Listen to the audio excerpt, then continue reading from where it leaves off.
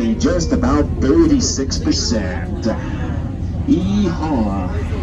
Those are in for the world's slowest roller coaster ride. Whee!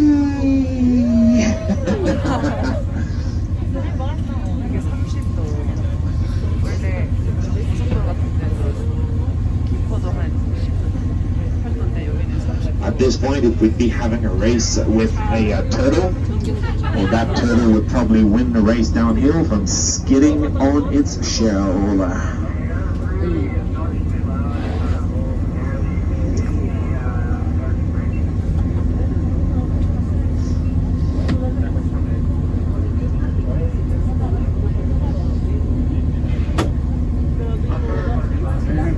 Alright, so once again, in that year, 1843, on the right, the Discovery Center was the terminal point. We'd be driving inside the glacier now. And I mentioned the word ice field. So up here, alright, so we have the Athabasca Glacier. And the Athabasca Glacier comes out of the Columbia ice field. So if we follow the glacier on its way up, on the left-hand side, at one point, I'm pretty sure you'll all find the jagged area of ice. That jagged area looks like big steps or ice falls if you want. And if you find that jagged area on the left, well, that is the transition zone in between the Columbia ice field and the Athabasca Glacier. So way up there, all right, we have our big snow accumulation zone, our big snowy desert. That's where the process of fernification happened. And on the ice field, well, to be an ice field by definition, you need to have at least 2 outlet glaciers.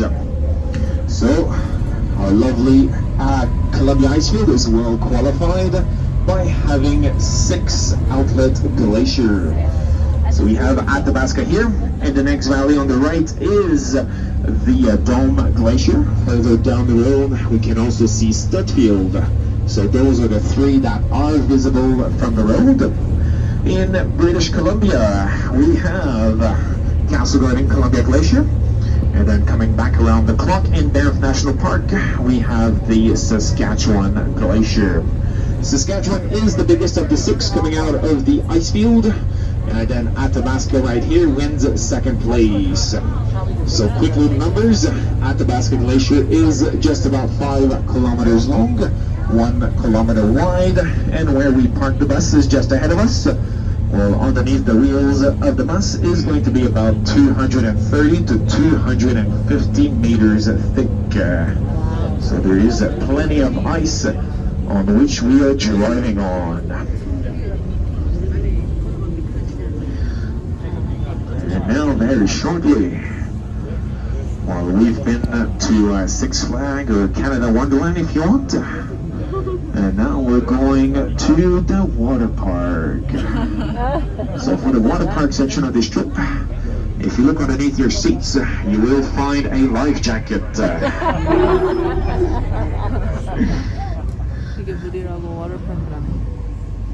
Alright.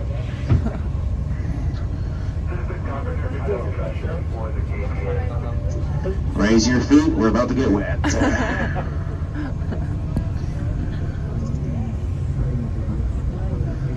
Alright, so we do have a little puddle here that is created by us. And that little puddle earned itself the nickname of the good old tire wash. Yeah, I'm driving a Mercedes, so after all, we do need to keep the tires clean. There's also a different reason, a more scientific one, this one.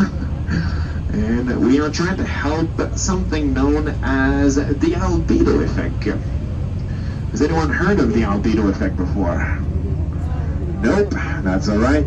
You would be part of 90% of people that come out here. I've never heard the term, but I can guarantee you have all experienced what it does. The albedo effect is the capacity of your whites to reflect the sun's heat.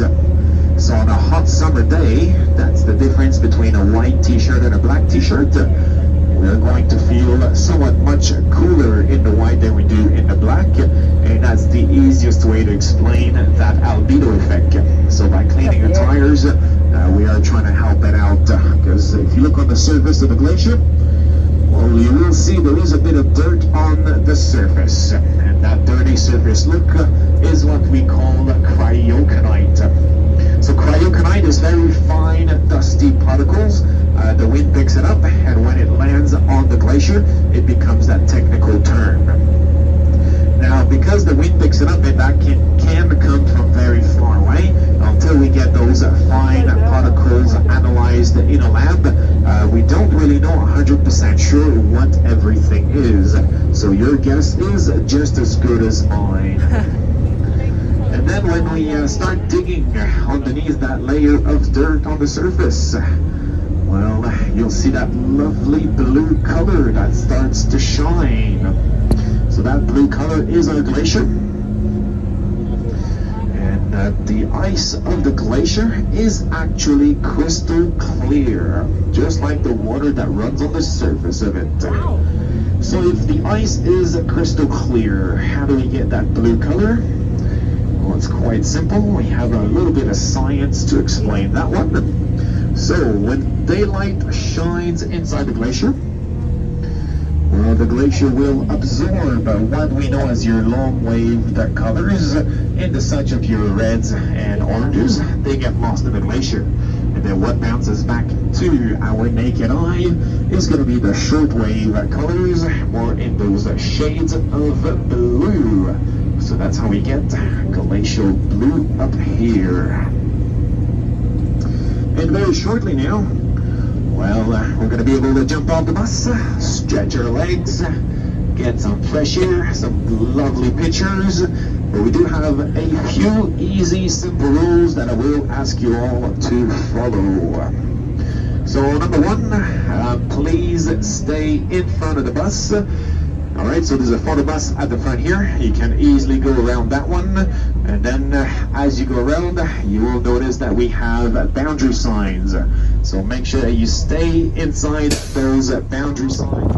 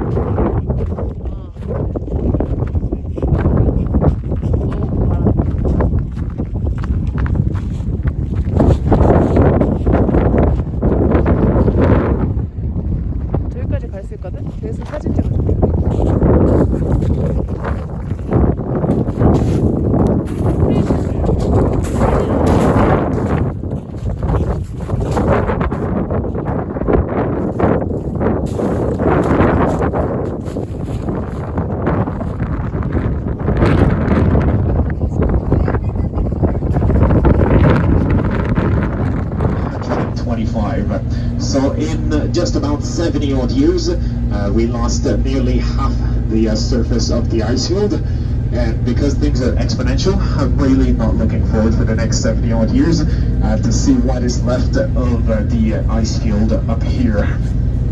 Now, knowing that there is a problem is always the first step to different solutions. And if you do want to help the glaciers so they can keep looking after us, there's always the little obvious things that we can do. And trying to change the way we think, or to change the way society wants us to think of these single one-time item use, or if it's not working or it's not good anymore, simply throw it out and buy a new one. Well, that's not really ideal, simply because we are going to be filling up the landfills much more quickly than we should. So reusing as many items as we can, repair what's broken instead of throwing it out, and then Captain Obvious here saying recycle as many items as you possibly can. That will eventually help the general picture, but also thinking of your carbon footprint of things that you buy. So buying good quality items that will last you maybe 5, 10, 20 years is much better than buying cheaper products at the dollar store that will last you maybe a month, 2 months, 6 months, and then you end up buying the same cheaper products. So if you can't afford good quality item, go ahead and buy them and make them last for as long as possible. That will also be great help for our glaciers. So as we speak, well, all the glaciers on the planet, they are the biggest freshwater reserve, and some of the major cities up here, in such of Calgary and Edmonton, just to name those two, do rely on some of the melt from the glaciers up here for their drinking water. So if those glaciers are gone, then the cities might find a bit harder to get their drinking water. And moving along, because moving along from climate change is always a little tricky. It's always a delicate subject. And so a bit of history, all right? So I mentioned the glaciers have been around for a very long time. Now, just the first people who came up here and discovered these glaciers, well, they weren't Europeans. They were the indigenous First Nations. More specifically for this area, the Stony Dakota people. So the Stony Dakotas, they have been around for thousands of years. And when they first discovered this area, they named the glacier Chahatonga. Chahatonga means White Mountain. So that's how big the glacier was for them to relate to a big mountain. And this area, well, it had strong cultural significance for them in a way that it was used for ceremonies, but more specifically, peace pipe ceremonies. So whenever they had some sort of issue that needed to be resolved, they came up here and did one of their ceremonies. So these guys are the first explorers and the first discoverers of the mountains and the valleys up here.